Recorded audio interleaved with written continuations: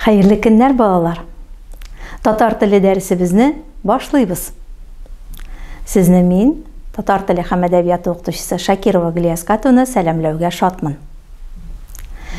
Имтихан эшенең икенче бүлегенең 3нче биреме фонетикага багышланган. Бу төр биремнәрне уңышлы башкару өчен авазларның үзенчәлекләрен, үзгәрешләрен, әйтелеш һәм язылыш кагыйдәләрен белергә кирәк. Әйдәгез, кайбер кагыйдәләргә тукталып китик.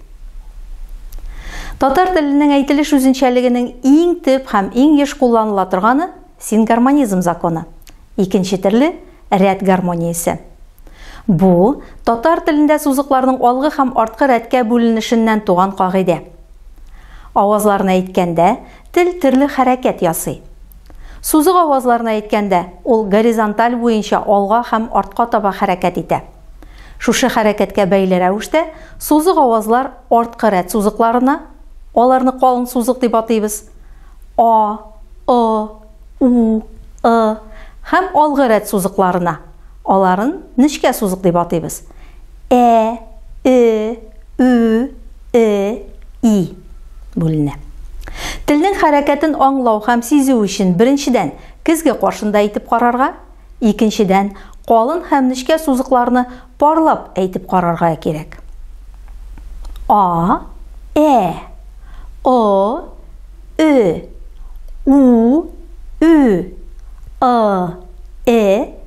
һәм И парсыз.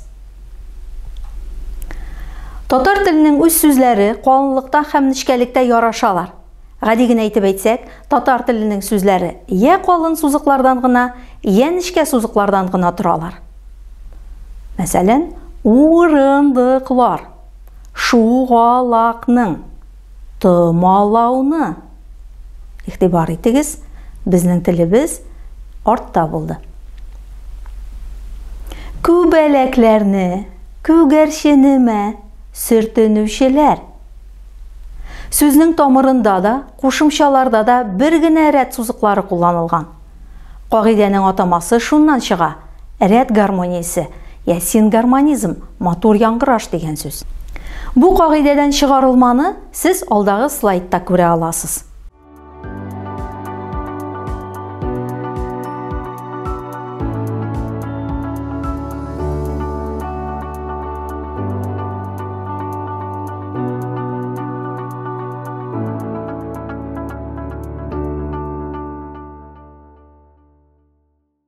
Шулай итеп, без татар теленең иң төп фонетик кагыйдәсен өйрәндек. Ул сингармонизм законы, рәт гармониясе. Игътибарыгыз өчен зур рәхмәт. Киләсе дәрескә кадәр сау булыгыз.